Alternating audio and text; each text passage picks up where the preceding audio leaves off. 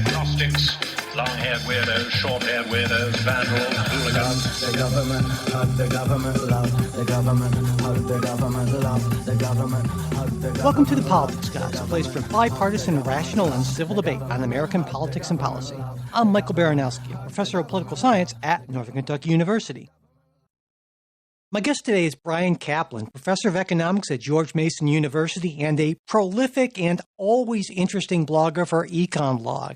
He's the author of multiple books, including 3 that he and I have previously discussed on the show: The Myth of the Rational Voter, The Case Against Education, and Open Borders. Today he's back for a 4th record-setting time. Yes, he is the most interviewed Politics Guys guest now. I should point out that prior to that, he was tied with his George Mason colleague Tyler Cowen, but now, Bryan, you have the title all to yourself, and today we'll be talking about Bryan's latest book, Labor Econ versus the World, Essays on the World's Greatest Market. Bryan Caplan, welcome back.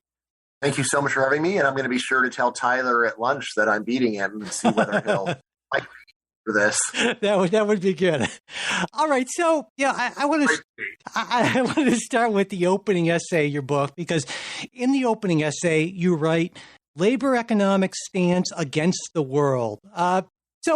First off, can you maybe explain to listeners what exactly you mean by labor economics, and then the sense in which you see it as standing against the world? Labor economics is just application of normal economic reasoning to the world of work, to the job market. And then actually, by extension, labor economists often think about things that are related to the way that individuals choose to spend their lives and their time. So labor economists are also the people that have done economics of marriage, economics of childbearing, which then obviously connect right back to what kind of jobs you're likely to have. In terms of how it stands against the world, the interesting thing is that when you apply regular economics to labor, most of what you learn is just obvious stuff. Like if there's a high supply of labor, then you expect that wages will be lower. If there's a low supply of labor, expect wages to be higher. If some labor is highly productive, expect that demand will be higher and wages will be higher. If some labor is unproductive or less productive, expect the demand will be lower and wages will be lower. And yet, these answers are so unpleasant for so many people, because it means that a lot of what people hear about the world of work in politics and history is just deeply mistaken or just half-truths. For me, most obviously, let me put it this way. Whenever I see an American history textbook, I immediately turn to the index and find the Industrial Revolution, and then I read the part about the Industrial Revolution in the history textbook. And normally, the section on the Industrial Revolution in an American economics, or rather an American history textbook, just begins talking about how terrible life was in 19th century factories, how horrible the treatment was, and there's no mention of, or barely mention of, rising productivity, rising living standards, nor of the question, well, if things are so terrible in factories, why did anyone choose to go to factories? The obvious answer, and I think the answer is right, is that bad as things were, it was a big improvement compared to being on a farm. Yeah, so, I mean, at least to me, you have this reputation as being something of a contrarian, but really, it sounds to me like what you're saying is that this isn't Bryan Caplan against the world. You're sort of following the logic of labor economics, and it just leads to some of these conclusions that because of some of the, well, this kind of gets to, I guess, another question I have. You talk about the central tenets of our secular religion, right? And how, I guess, sometimes these labor economics views go against those things. So before we get into some of those tenets, can you kind of talk about what you mean by our secular religion? Because I think it really ties into what you had just said there.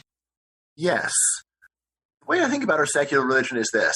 It's the stuff that both Democrats and Republicans all agree on, or at least almost all agree on. And you may say, like, is there such stuff? Yeah, absolutely. It's like any group of people where they disagree, where they focus on the disagreements. It doesn't mean that they don't have wide areas of agreement that they just take for granted and so don't discuss very much. Things like it's very important to have government regulation protect workers, or else they would be doing terribly, maybe doing as badly as they were doing in the 19th century. This is a view that we think of Democrats as holding, but honestly, I'll say if you go and start talking to most Republicans about reducing labor regulation, they will just say the same things the Democrats will say. I remember when I was in college, my roommate was a very strong Republican. He was Air Force ROTC. And yet when I mentioned the economic critique of the minimum wage, he just said, oh, so workers should be paid 5 cents an hour. Like, no, I didn't say that. What I said, rather, what I say is that if the market demand for your labor really is 10 cents an hour, then passing a law saying that you have to be paid 50 times that is going to unemploy you. And yet, of course, the main point is that is not in any way a reasonable prediction of what the unregulated wage would be. It's crazy. This is one where you can say, look, even before COVID, the vast majority of workers were paid well above the minimum wage. And it's not like we have one minimum wage for lawyers, another minimum wage for doctors, another minimum wage for teachers. Rather, there's one minimum wage, and people somehow have the idea that this minimum for a small share of the very lowest skilled workers, especially in the poorest parts of the country, somehow is helping out everybody. And it's like, how could that be? You think lawyers are making higher wages because of the minimum wage? That's a very strange view, honestly. Yeah, and that's one of those specific tenets you mentioned. And so let's actually get into that a little bit, because I wanted to ask you, maybe push you, I know, a little bit on that, because of course it seems to me, at least based on my non-economist reading of the overall effect of minimum wage laws, where it sounds like what you're saying is it's not so much that Republicans and Democrats disagree. The disagreements are maybe more at the margins, and there aren't a whole lot of people who are just saying, let's just do away with this entirely, the 5 cents an hour type of thing. But based on what I've seen from the research, it seems like there's this sort of basic trade-off, and that if there is a higher minimum wage, if we go with the fight for 15, what have you, that people with lower wage jobs tend to benefit, but that ends up costing some jobs overall. And I looked around a little bit, getting ready for our discussion. The CBO put together this really kind of neat to policy geeky myself, interactive minimum wage modeling tool online. And according to their projections here, the end result of a $15 an hour minimum wage would almost certainly be a significant reduction of the number of people in poverty. I mean, they concluded somewhere between 500,000 and 1 million by 2031. And I don't know, to a lot of folks, certainly that sounds like a good outcome. Why don't we do something then that would reduce poverty by that much? And I imagine you don't see it as that simple. And so I wanted to get your take on that.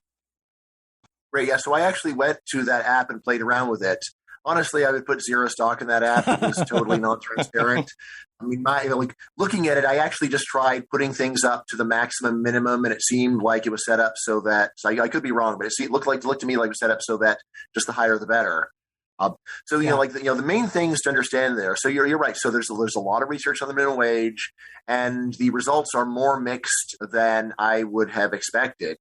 But it's important to remember that when people, the things that people are measuring are often not really the things that are important. It's more of the things that are easy to measure. The most obvious one is when you're trying to figure out how much unemployment do you cause by raising the minimum wage. Almost all the research focuses on short-term employment losses. Why would they focus on short-term employment losses? Because they're the easiest things to measure. And yet, the thing that you should really be worried about for purposes of public policy is, well, what about the long run? What is going to happen if you have a $15 minimum wage in the longer run, when people start thinking about ways that they could go and replace workers with either more technology or possibly with just having more customer self-service? And this is where I say that you want to go and broaden the search net to other kinds of evidence. So one really big one I would say is, let's just go and look around the world and look at countries where wages are much lower and see what they use human beings for there versus machines or customer self-service. So you see is when you go to countries where wages are lower, they just use human beings for stuff we would never use human beings for here. You'll go and have a person who just brings tea around to every person in an office, for example, in India. Why? Well, that guy might only cost $2 a day. So it's a sensible there to go and hire someone for that. But then you realize that, over the longer run, when wages are high, people say, they say, well, there's a lot of things we can do without. We could go and mechanize this. We could go and have the customers do it themselves. So, and basically, what most of the research, they focus on this easy to measure thing of short run job loss, rather than focusing on what really counts because it's harder. Although honestly, I also say I think the most researchers focus on it because most economists, despite what you may have heard, are actually moderately left-wing, and they have a lingering level of sympathy for the minimum wage. And as a result, when they are doing this research, I think they are trying to go and cut the salami in such a way that they can find something good to say about it. My colleague Dan Klein, he actually did a fantastic survey. There was a public letter that some economists circulated in favor of raising the minimum wage, and a bunch of economists signed it. What my colleague Dan Klein then did is he emailed every signatory of it and said, so you're an economist, why do you favor raising the minimum wage? And he got a lot of answers out and a lot of responses. Right. So one answer is basically the one that's behind the CBO app of I just think that the level of response is fairly low. Then he also got a lot of economists saying things like, well, like if that's the best that the market can give you, just ought to be on welfare.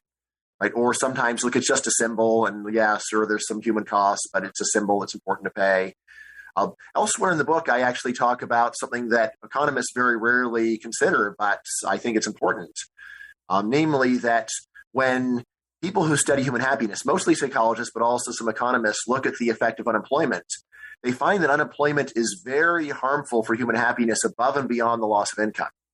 So if you were to fully replace the income of someone after you disemploy them, most economists would easily say, yeah, well, either they'll be just as happy or they'll be happier because they don't have to have a job anymore. They don't want to work. And yet what psychologists find is actually that causes great human misery because unemployed people just feel like their lives have no meaning, no structure. They don't have a place in society anymore. And so I actually have this piece called The Joy of Market Clearing Wages when I say many people think of more regulated European labor markets as being better for human happiness. And I say, no, actually, they're probably worse. In the U.S., we like as well as in the better European countries on labor regulation like the U.K., Germany, Netherlands, Denmark. In those countries, they do allow more low-skilled and low-benefit work. But at the same time, this also means their unemployment rates are lower, and you just see less of this sense of despair and meaninglessness of being unable to find a place in the world of work, and also just the inability of an adult to be a self-supporting person, which I say is really worth a lot in terms of how it should count when you think about the policy. Yeah, I think that's just such an important point. You mentioned it a couple of times in that we tend to measure most what we can measure most easily. And something like, for instance, that connection between employment and human happiness, that's a lot trickier to measure, certainly, but we have enough evidence to know that there's a real connection there. And that's the sort of thing I think that you're absolutely right, doesn't go into those calculations as often as it would because it is so tricky to figure out. And also very worth remembering, the minimum wage is something people very rarely earn it for long. Instead, It is a way to go and get some useful job training. It's very tempting to say you don't get useful job training at McDonald's, but that's insane. If you just think about a person who's never had a job and they go and work at McDonald's, they learn all kinds of useful things just showing up and working with a team. So to denigrate that or say that's not important really just shows a great naivety.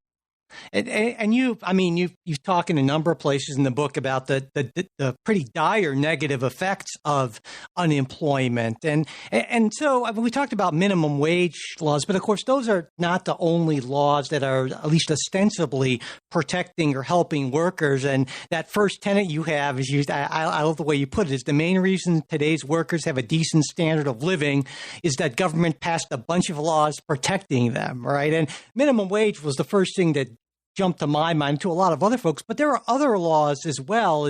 I could hear people say, well, what about child labor laws? What about maximum hour laws and that sort of thing? So, I mean, are there any of these regulations, these laws that you would say, yeah, this is probably a good thing that we have this, or do you think that the market can largely regulate all of these things? There are no laws of that kind that I think are a good idea. I'm happy to go and talk about which ones do more or less harm. Right now, honestly, I think the U.S. minimum wage is doing almost no harm because due to a perfect storm of low labor supply and crazy demand policy, market wages are almost everywhere now well above not only the legal minimum wage we have, but above almost any minimum wage anyone's talked about. So the minimum wage right now, I think, is actually not doing very little harm to the U.S. economy. because almost everyone is, like due to market forces, is getting way beyond that. Right. In terms of other ones, so the ones that really matter a lot these days are employer mandates, where you just say that you have, if you're going to hire someone for a certain number of hours, you also have to go and give them health insurance. That's other benefits as well.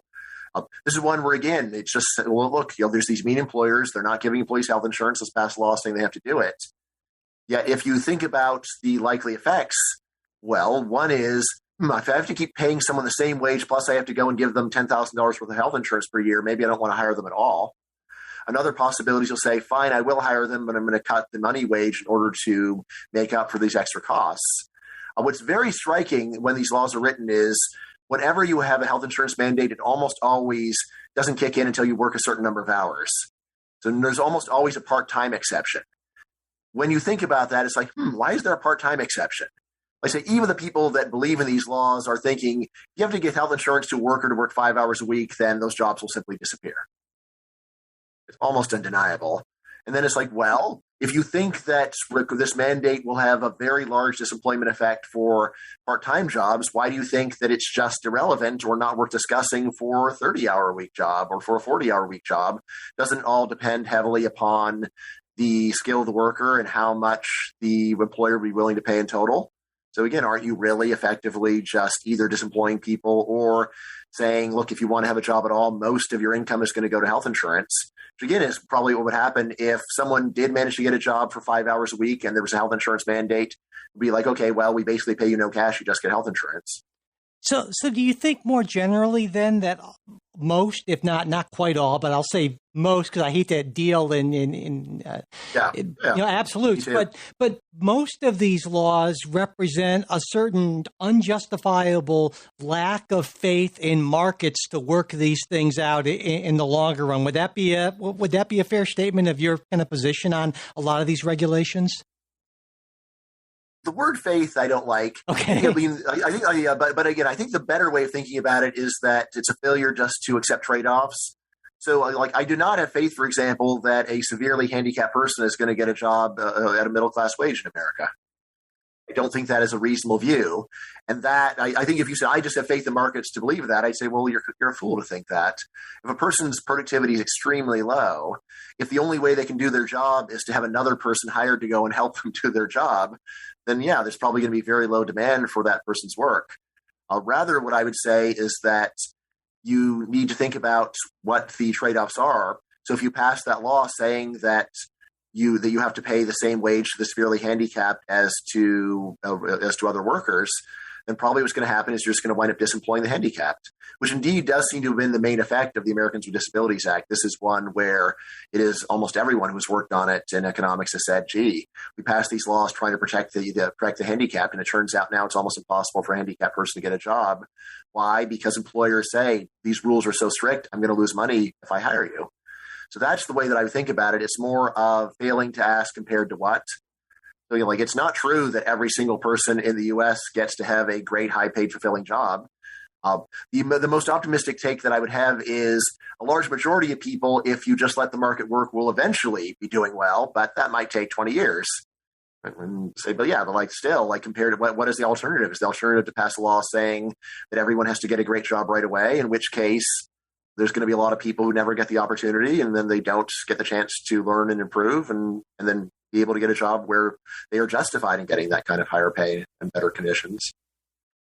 So, I mean, it sounds well, it seems to me that at least I would call it the libertarian critique of regulation in general is that it's very difficult for regulators, policymakers, even if they have the best of intentions, to be able to see all of these trade-offs ahead of time. And so they do things like the American Disabilities Act or various other minimum wage laws that seem to make sense in the short term. But because markets are so complex, we're dealing with so many moving parts, that there are invariably unintended consequences. And oftentimes in the long run, especially, they can outweigh what were the hoped for short-term benefits. There's a lot to that. So I'll say before I studied economics, not only did I not believe that labor regulations would cause unemployment, I don't think I had ever in my entire life heard anyone suggest that such was possible. Okay. And I did not grow up in a radical left enclave of Berkeley. I was in Reagan country of Los Angeles in the 1980s. But I'm pretty sure before I studied economics, I don't think I ever heard a single person on earth say the minimum wage might reduce employment. I don't think I ever heard a single person on earth say when you mandate health insurance coverage, this either is going to cause unemployment or it will just come out of the worker's paycheck. So what's so great about that? This is all stuff that was not obvious to me until I studied economics. Now, I will say, as soon as I heard it, I'm like, yeah, I kind of feel deceived by my teachers and parents and adults in the world that they never at least pointed this out as a possibility. As soon as I heard these arguments, they made so much sense to me. Then there's the puzzle, like how can an adult go through their life without knowing this stuff, especially someone who is closely involved in activism on these matters? That's where I do have a less charitable view. So actually, the next book in the series is going to be called How Evil Are Politicians? Essays on Demagoguery. Ooh. My honest view is I think that people who are politicians working in labor regulation and activists who are pushing it, I think that they actually secretly agree with me. I know this sounds like a paranoid theory, but there's just a lot of suspicious details when you look at the laws that to me suggest that the people that are actually advancing the laws are worried that I'm right. Like one example, like I said, is whenever there's a health insurance mandate, it almost always comes combined with it kicks in when you're working a certain minimum number of hours. Mm-hmm. That strongly suggests that they realize that there was a high disemployment effect for very low hour workers. And then where do they get this idea that then it becomes zero at 30 hours? They can't really believe that. Well, another example. Yeah. I was going to say, I think in part, doesn't it, I would suggest coming at it from a political science viewpoint that the incentives of politicians are oftentimes a lot different. What makes for good politics, good electoral politics, doesn't necessarily make for good policy. And it sounds like that's sort of what you're getting at, just from a different direction. Oh, I would say that the effect of mandating health insurance is much less bad in the real world, precisely because they carve out these exceptions. Yeah. Rather, what I'll say is the exceptions show that, at least in the back of their minds, they understand the economic critique and they are adjusting the law so that it doesn't have the horrible, obvious, devastating effects in the cases where they're making the exceptions. But then the question is, well, if you agree with me without really admitting it, that there are these devastating effects sometimes, why don't you think there's at least moderately bad effects in the normal case? The other one that really strikes me is whenever you raise the minimum wage, it basically never kicks in immediately. Instead, there is a timetable where it says, well, the minimum wage is going to be raised to $15, but it'll be $10 starting on January 1st, 2023, then go to $12 on June 30th on 2024, and then finally you'll hit $15 in, say, March of 2026. Right. So this is very standard when you read the fine print for raising the minimum wage. And again, it's like, well, if you think it's such a good idea, why not today? Why the wait? And this is one where, again, it looks to me like the people who wrote it are thinking, well, yeah, if you did it all that much all at once, then it would lead to unemployment. But somehow if we just make it take longer, then it won't. This is odd because very basic economics says that adjustments take time. As a result, you think that you get a larger effect if you give people more time to respond. They could actually say, hey, I see this minimum wage increase coming. Let's not fill these slots as people quit, for example. Therefore, what are they really thinking? I think what they're really thinking is that if they went and did that very large increase with no warning, this would lead to an obvious large disemployment effect, and then they would look bad. So I think they are deliberately tailoring the law to fuzz things up so that we won't have a smoking gun. They are actually making the law take longer to have its alleged benefits, because I think they really are, in their heart of hearts, actually in agreement with me.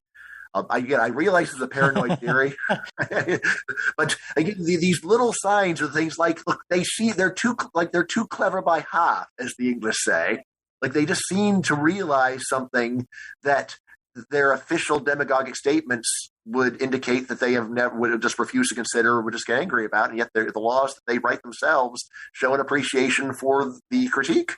Well, it makes me think back to one of your earlier books, The Myth of the Rational Voter, and it sounds like the argument is that, well, politicians are themselves rational, but they're understanding that the electorate is not. And so instead of sort of trying to educate the electorate about these things, the path of least resistance is to sort of play along with that and do these things that might not be rational, but try to sort of make them less bad for some of the mechanisms you talk about, and that sort of have the best of both worlds, or maybe the worst of both worlds. I don't know. Right. I mean, that makes a lot of sense to me. The main question in my mind is, to what extent are they just trying to appease the public and do something that is less bad than the public wants? And to what extent are they realizing, hey, this is a great opportunity for me to amass power, but I don't want to look stupid. Yeah. So how can I go and demagogue as much as I can without there being a smoking gun on the harm? And obviously, I think it varies from politician to politician. I remember during the 80s, once I learned about the economics of the minimum wage, I immediately got very angry at Ronald Reagan because he hadn't made any effort to abolish the minimum wage. It took me some time to understand that merely by failing to raise the minimum wage in a period of high inflation, Reagan had half abolished the minimum wage anyway. And you mentioned wages rising. So we've in terms of the pandemic in the last few years, of course, we've seen employers being forced to compete for a smaller and in many ways, I guess you could say, a pickier pool of potential employees, and seeing pretty significant wage growth. Of course, not as high as inflation growth. I wanted to talk to you specifically about some of that pandemic, those pandemic issues.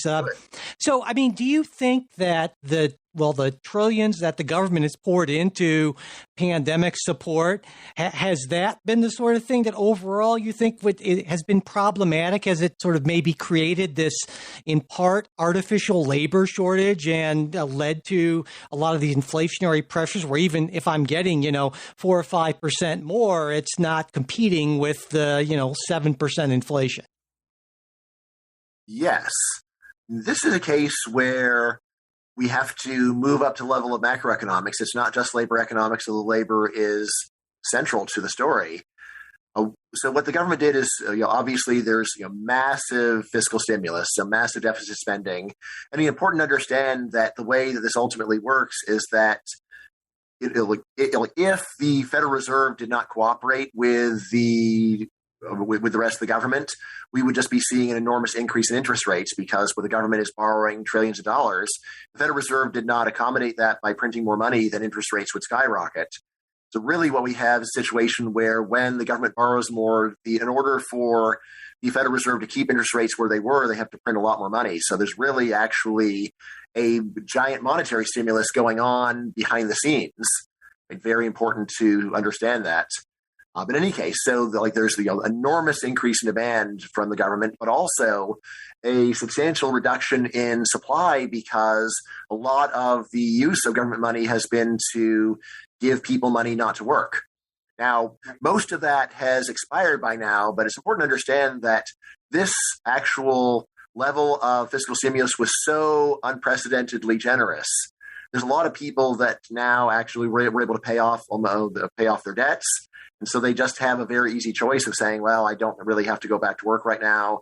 Probably actually the pandemic adds to it. I bet there's also a lot of adults who move back into their parents, and their parents normally would be impatient. They say, hey, why haven't you found a job? At this point, they're like, well, I'm too worried about COVID. So at least the excuses of grown children moving back into their parents are more effective now. Anyway, we can see that labor force participation is still not recovered. We're still actually down a substantial amount compared to before the pandemic, which again, I think a lot of that is at least the hangover of all of the relief measures, which really did make it just a lot easier for many people to say, hey, I'm just going to be very picky. I'm not going to work. If someone just banked all that extra money they were earning, then they really could just be staying on holiday for quite a while. So the idea that the effect should disappear the second that the checks start flowing is really quite simplistic. Right. Yeah, I have one assumption I think that you make, that a lot of people make about labor markets in general, has to do with the fact that, well, we assume that they're competitive, that there's competition between employers for employees. And not too long ago, actually, on the podcast, I talked with Eric Posner, who basically argues that labor markets, in his view, are oftentimes fairly uncompetitive and that we would do well to rethink our antitrust law and actually start applying it to what are called monopsonies. For listeners, that's where a small number of employers, buyers of labor, have more weight than they should in a labor market. I wanted to get your take on what you think of as the competitiveness or lack thereof of labor markets. Is this an issue? And if so, how big of an issue do you see it as? A fantastic question. There are a certain number of occupations where I think that the idea of monopsony makes some sense. For example, if you are a nuclear engineer, there very likely is only one nuclear plant in your area. You really would have to move to a totally new part of the country in order to get another job. So for cases like that, you really can say, seems like, there's really only one employer. Now, when you go and look at the wages of nuclear engineers, you say, they seem to be making tons of money. So what's going on? And that is itself a good question. You might say, well, maybe they make even more if we had a larger number of nuclear plants. Anyway, so that's just something to get started with. Now, when we step back and say, all right, so if there's some occupations where monopsony is plausible, which occupations is it not plausible? And that's where I'll say basically any unskilled labor. The whole idea of unskilled labor is that you could do a ton of different things. And yet, of course, almost all regulation focuses on trying to help out unskilled workers. So I would say that invoking monopsony to justify any of the regulations that we have is crazy. And it's just a rather sad rationalization, which has nothing to do with what's going on. The real story is almost all labor market regulations are focused on helping poor and low-skilled workers. I think that they do a very bad job of it, but nevertheless, those are the workers where the laws are almost always focused on. So this monopsony complaint has nothing to do with justifying what we have. If you were to go and start thinking about it more and saying, well, maybe we should rethink everything and just build a whole new system of labor regulation to protect exploited nuclear engineers and so forth, that's where I'll say, look, labor markets for nuclear engineers, they are not perfectly competitive, clearly. Perfect competition being a very specific economic model where as soon as employers pay 1 penny less than what they're currently paying, every single employee quits. That is the meaning of perfect competition, right? Is that if you paid 1 penny less, you would lose 100% of your workers. That is clearly not true for nuclear power plants or a wide range of jobs. But then the question is, how far from that are we? I would say that most industries, the real story is, look, if you were to go and pay 10% less in the market over the course of 10 years, you would lose almost all your good workers. I think that's a much more reasonable view. Even the idea that there really is literally just one employer, that one's quite silly. Like economists who work on this will say, well, by monopsony, I really just mean anything short of perfect competition. Sure. And that's why, all right, well, fine. If that's what you mean, then you're right. But nevertheless, let's not overreact here. This also applies to almost all other markets that we know of as well. It's not like if McDonald's raised the price of hamburgers by a penny, that zero people would buy McDonald's hamburgers either. But then this is where I would say we need to do a deeper dive into the branch of economics called industrial organization. And this is where we realize, well, look, yes, there are some drawbacks of having a small number of large firms, namely that you have less intense competition. You don't have this competition of incredible blinding power. But at the same time, there's a reason why we see a lot of industries with a small number of large firms, namely there are economies of scale. You can actually produce at lower costs and with higher productivity by doing this. The upshot of this is if we were to go and try, say, trust busting on nuclear plants, then the likely result would actually just be that we destroy the industry because the economies of scale are so large, especially given current regulations, that they just wouldn't be able to operate at a profit if you started trying to split them into a large number of small firms. So again, when you start thinking about this more, it's like, so you're saying that actually it could really be better for workers to have a small number of large firms if this raises their productivity so much that they are willing to go and offer higher wages. Right. And that's what I would say is what's really going on. So it's not so much that Eric Posner is wrong, but that he is missing the deeper question of why do we ever have industries with a small number of large firms? I say the top reason is obviously because of economies of scale, because there are some kinds of industries where that causes much higher productivity. And in such industries, you should be very frightened as a worker of trust busting because it means, well, we'll have 10 firms with really low productivity bidding for your services. I'd rather have one strong firm where I had high productivity bidding for my services. I think that's going to give me a much better deal. Do you think it's a slightly different case when you say have instances of, there's the famous instance a few years ago of Jimmy John's and making sandwich makers sign non-compete agreements where they couldn't work in another fast food restaurant, or these informal agreements between institutions saying, well, we won't hire these people away from you, that sort of anti-competitive behavior. Is that maybe more of a legitimate concern or not so much, do you think? Right. So I believe there's another one of the books in the series of my best essays that's going to talk about non-compete agreements. Okay. There is a very obvious economic rationale for non-compete agreements, namely that it improves the incentive to give job training. If you are going to invest an enormous amount in training an employee and then they can quit at a moment's notice and take the skills somewhere else, this is a reason to say, maybe we don't want to give job training. And especially secrets. If there's something that is important for your business that rests upon trade secrets, as many businesses do, my understanding, for example, is Coca-Cola. They've long since lost any patent that they ever had on their formula. Rather, although there's new Cokes, but anyway, so at least the original one, they long since lost, but nevertheless, what they do is they have a trade secret where the chemists are sworn to secrecy on the formula, or very few people know it. Hard to reverse engineer, at least apparently. I don't know. I'm a little confused about what's going on, but anyway, that is an example of a trade secret, and non-compete clauses are a way of making firms comfortable in letting an employee in on important trade secrets. They need to know their jobs so they don't have to worry that they'll immediately go and ruin the business by sharing it. This especially makes sense in startups, that kind of thing, where you have a brand new idea. And if an employee could go and just learn your idea and then quit and then sell it to someone else, that might destroy your business and be very bad for innovation. So honestly, I think that non-compete agreements are really underrated. Even most economists, I think, just dismiss them quite hastily without realizing they do serve this useful function of encouraging firms to go and train and share secrets with employees.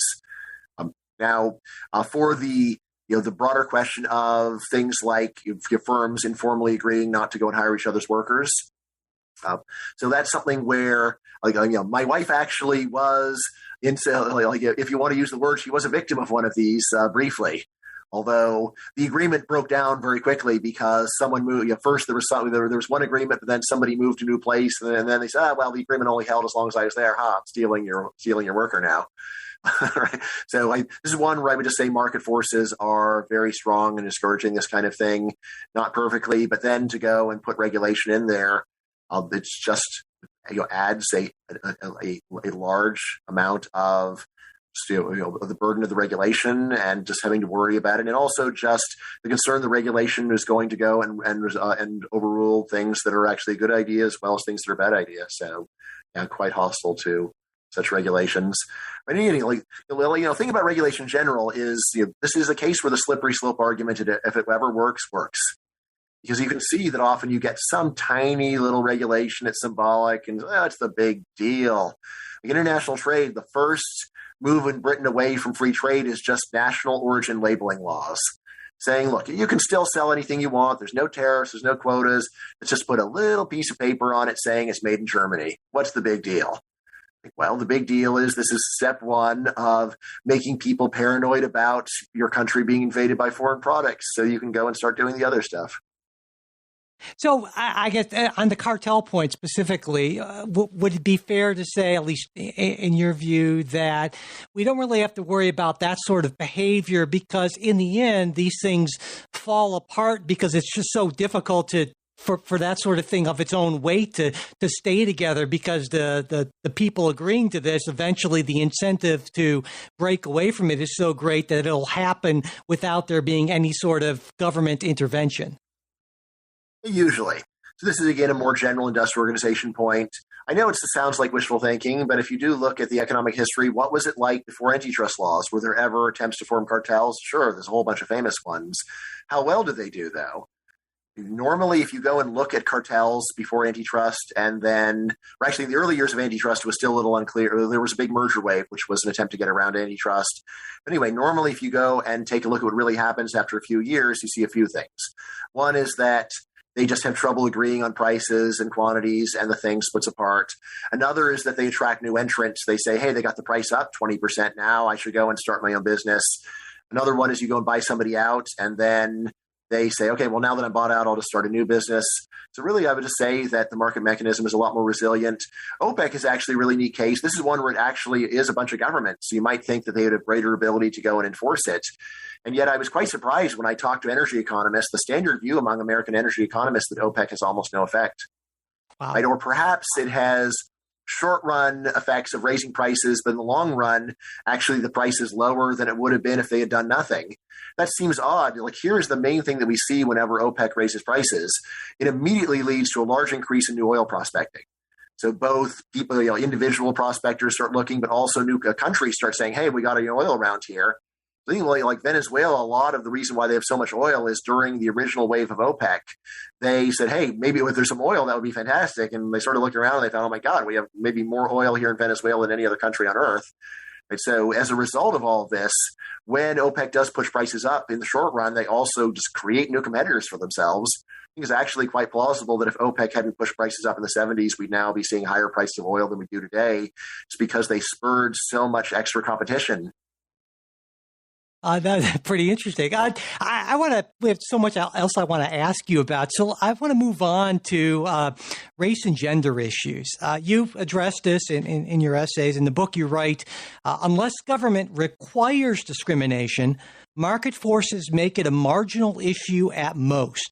Large group differences persist because groups differ largely in productivity. A lot of people hear that will partially or wholly flip out. So I'm hoping you can expand on this and kind of explain, your evidence for this view that many folks on the left, I think, would say is kind of implausible in the face of what we see as sort of systemic racial and gender discrimination in the workplace and in other places. So I'm interested in hearing your comments, your thoughts on this.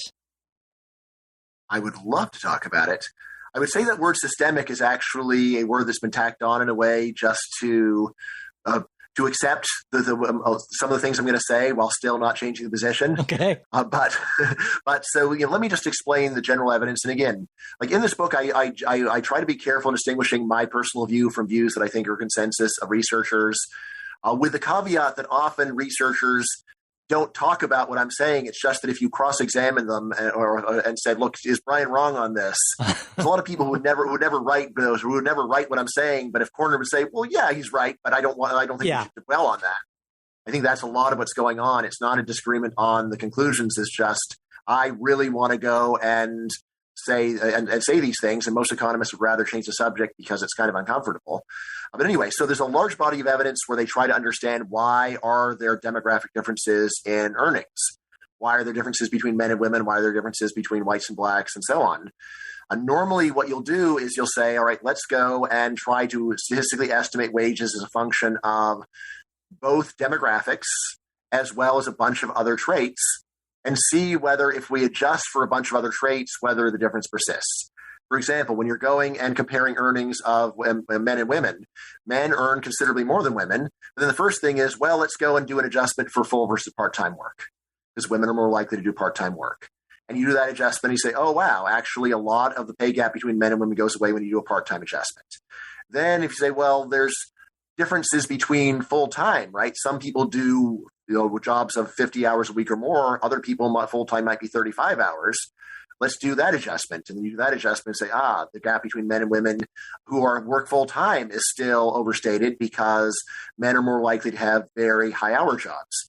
Then you might say, well, what if we go and compare, and try to statistically adjust for whether or not you're working in STEM versus non-STEM. You'll see, even more of the gap goes away. Right, so this is very standard in any issue where economists know that there are pay gaps. And I would say that the general consensus is you can make almost all the pay gaps that you have heard about shrink to a very tiny share of the raw level with just putting in some very obvious control variables. So this means basically is saying things like, if you look at men and women who have the same level of education, the same college major, and you just compare the ones that are single and childless, then you'll either see that their wages are equal, or actually these days you often see that single childless women with the same educational background as men earn a bit more. Right, so that is those are the empirics that I'm referencing. Now, behind all this is a theoretical argument of, look, if women really paid 70 cents on the dollar for equally qualified work, why do firms hire men at all? Isn't that ridiculous? Why don't you just fire all your men, replace them with equally qualified women, and then cut your wage bill by 30%? This is a common sense argument, but it really is the level of, wow, if it was that easy to cut your wage bill by 30%, wouldn't firms already have done it? And it's one where you really have to say, come on, you really think that there's a way to get rich that quick, that easily, that business just ignores? In Labor Econ versus the World, I actually go over one of my very favorite examples of this, which is discrimination against illegal immigrants. Now, here's the interesting thing about hiring illegal immigrants. What U.S. immigration law does not say is that illegal immigrants are not protected, but you can hire them if you want to. Rather, what U.S. Immigration law says is that it is illegal to hire them at all. It doesn't say you can discriminate if you want. It says that you must discriminate against them or you will be in big trouble. And yet almost no one thinks that mere discrimination against illegal immigrants would lead to them to being unable to find jobs in America. Right? Instead, almost everyone, you've said, hey, look, people don't like illegal immigrants, so let's just legalize discrimination and then they won't want to come here anymore because it'll be so hard to get a job. Almost no one finds that argument convincing. Instead, almost everyone says, oh, there's going to be a bunch of greedy employers who will just look the other way and hire the illegal immigrant to go and save a little bit of money. And they're just going to focus on what can the immigrant do for me rather than whether or not they're an American. And even if the employer actually officially doesn't like illegal immigration, still they're going to say, well, money's money and I'm going to hire them anyway. This is what almost everybody thinks. And I think they're correct to believe this. So basically, I mean, it sounds like even though there may be individual instances in which there is this discrimination based on gender or sex, overall, taking kind of a macro view, markets don't really care in any significant way about your gender or your color. Is that? Yeah, unless government makes them. So honestly, I think now there's a lot of racial and gender discrimination going on in U.S. hiring because employers are worried about getting sued under discrimination laws. I think we are in an Orwellian situation where people are discriminating to avoid being accused of discrimination. And, I want to talk a little bit more about immigration. You brought that up because I know that's an issue that's kind of near and dear to your heart. You wrote a book about it, so open borders. And so I wanted to talk, maybe we can move on and talk a little bit about that, right? And I think to a lot of people on the right, the idea of open borders is a pretty scary and problematic sort of thing. But this is where, you would take some issue with many folks on at least the populist right. You would make the case, right, that the problem isn't that we have too much immigration. The problem is that we have far, far too little immigration, correct? Absolutely. And in particular, we have some extremely strict immigration laws that try to keep immigrants out. Anyone who thinks that we have open borders already, I've actually debated a number of people saying, under the open borders policies last 30 years. This is where I will turn to the audience saying, look, I could be wrong about everything else I'm saying. I am not wrong when I say we have not had anything remotely close to open borders in the last 30 years. The right way to think about it is not, we have 11 million illegal immigrants. How do they get here if it wasn't for open borders? The right question is, well, how many immigrants would have been here if you could come for the price of a bus ticket? Mm-hmm. That's where, so yes, it clearly would have been at least 100 million more if they could have just come for the price of a bus ticket.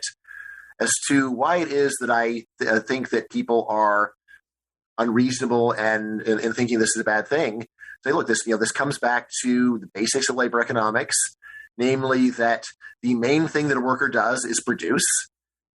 The reason why people want to move from one place to another is because their productivity is higher in the place that they want to go to than the place they're coming from.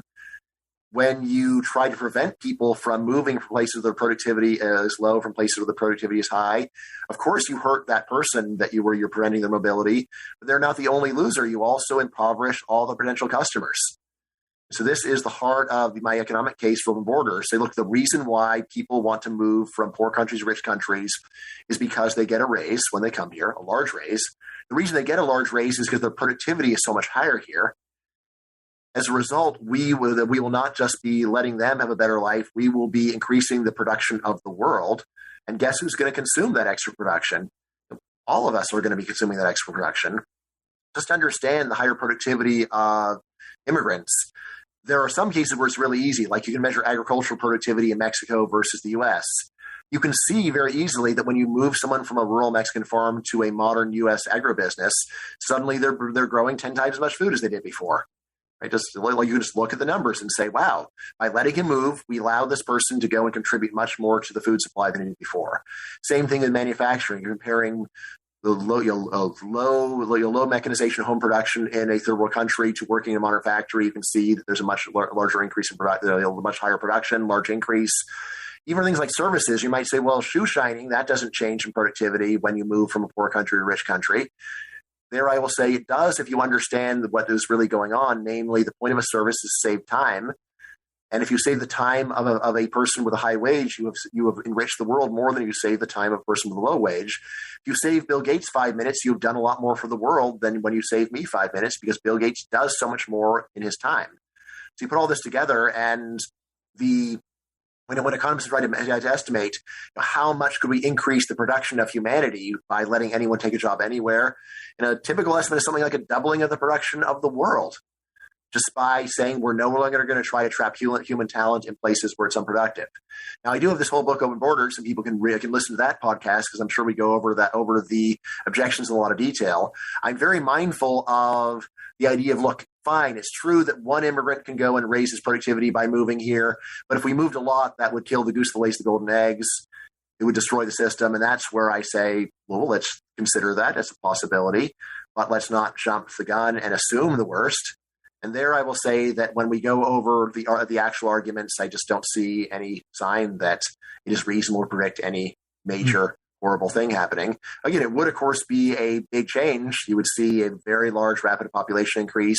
Well, even that, people just tend to, I think they tend to underestimate how many immigrants will come, but just overestimate how big of a deal that is. You just understand the U.S. population is now 100 times bigger than it was when the country started. We multiply population by 100. That means basically 10 times per century. Right? So like if we did anything in that ballpark, suppose in 100 years we had 3 billion people in America. So look, that's totally doable. We've done it 2 times before. Why can't we do it one more time? This country's almost empty. It's not a big deal. Yeah, I should say, I remember when you first mentioned to me that you were coming out with your immigration book. And when you told me it was in the graphic novel, not novel, graphic, format, I thought I don't know about that, but it was without a doubt the clearest and most entertaining and illuminating review of immigration policy and economic thinking on immigration I've ever seen. And so even though we're talking about this book, I feel the need to plug that book because I was so impressed by that. So that's going to be in the show notes for listeners, links to all of the Bryan's books that we talked about. But definitely that was very eye-opening. There were a lot of eye-opening stats on immigration and ideas I hadn't considered. So anyway, I'm moving on. I want to Hey, Michael. Hey, Michael, yeah. I love you too. I love you too, Michael. This is one where many people said, why did you do it in a graphic novel format? And I said, look, there's all this great research that nobody wants to read because it's boring. Yeah. Absolutely. This definitely was. On the other hand, you have people making very exciting statements about immigration, but totally disconnected from the research. My question is, how can I make this research much more interesting? And I had read a number of nonfiction graphic novels. That's the official term in the biz. I said, you can actually make research much more interesting by combining words and pictures. What I realized is, first of all, we can get more people actually reading the book because it's more entertaining. We can get more of them to keep reading it for more time because it holds their attention. Furthermore, I honestly believe that by comparing words or combining words and pictures is just a much more efficient way to convey information. A picture really is worth 1,000 words if you choose it correctly. So I think I actually got more information conveyed per minute of readers' time. And I also believe that there's better retention. People are less likely to forget what they learned if you combine words and pictures. So these are all reasons why I do love the format. Yeah, I just needed to say I started out as a skeptic, unquestionably a skeptic, but I came out of it a believer. So there you go. But I want to get to education because I know that's another issue that you have a lot of passion for. You've done a lot of work on that issue, especially the return to education, where you are very much against the conventional wisdom on the importance, the value of especially a college education. And when I was getting ready for this interview, I read on, I think it was Tyler's blog, that he posted an article on your return to education calculations with the great title, "No One Cared About Bryan's Spreadsheets." And it's a really interesting story. And I was hoping you could maybe explain what you did with your data and why nobody really seemed to pay any attention to it. It was an interesting story, I think. Yes. Economists have put an enormous amount of work into calculating the return to education. This basically means, let's think about going to college, say, as like buying a machine for your farm, and where you would go and estimate what return on investment you got. And let's use the standard method to go and figure out what kind of a rate of return that college pays and then compare it to other options. You might be used to the idea of a bond paying, say, 3% or a stock paying 6%. Where does college fit in on this spectrum? What economists who would work on this normally wind up saying is, wow, like the return to education is really high. It's better than stocks, at least.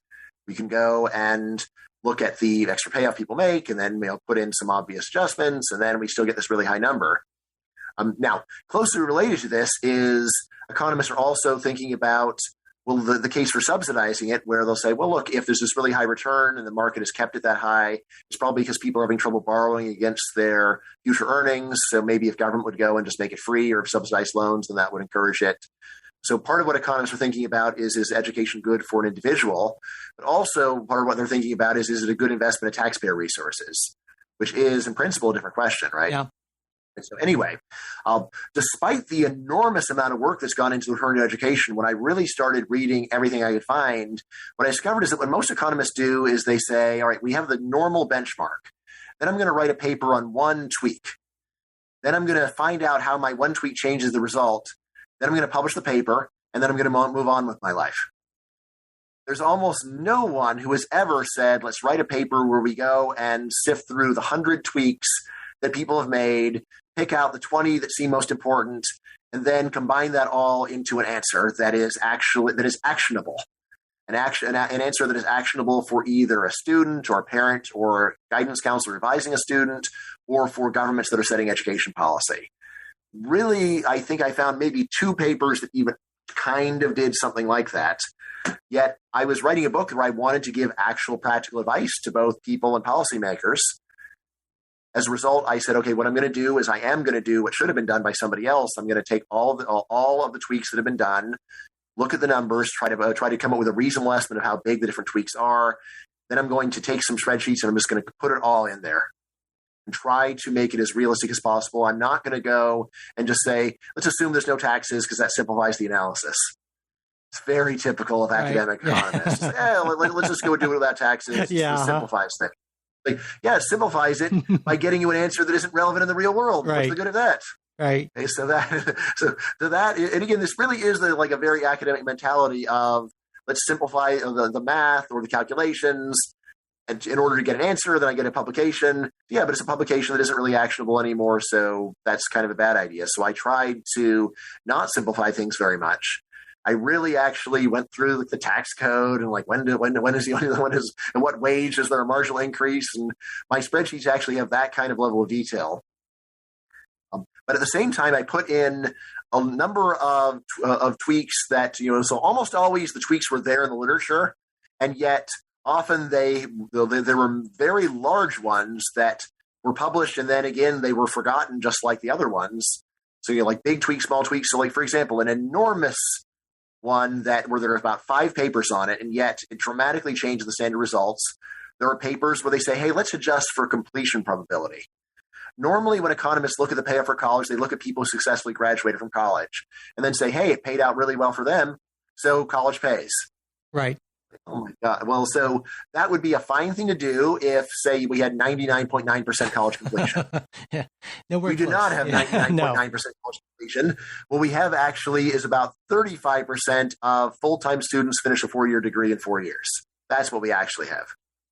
The few papers that did look at the effect of completion probability on the return to education find the obvious, which is that it doesn't just slightly reduce it, it dramatically slashes it. So I put that into my results, and that's one reason why I get very different outcome, very different measure, very different numbers than almost everyone else working here, is that I went and put in this really important adjustment that other people just sort of ignore. What's really striking is there's a lot of papers in economics on how to raise completion probability, but they think of it as a separate literature. Yeah. Right. So this is the literature where we figure out how to improve college graduation. Here's the other literature where we assume that 100% of people graduate, and then we find out whether it's a good investment. Like, why don't we combine these two things so we factor that in before we advise someone to try college, where we don't totally mislead people? I mean, really, this is at the level of looking at successful restaurants and then telling someone who's thinking of starting a restaurant, that's what's going to happen to you. Like, maybe if you're super lucky. Probably not.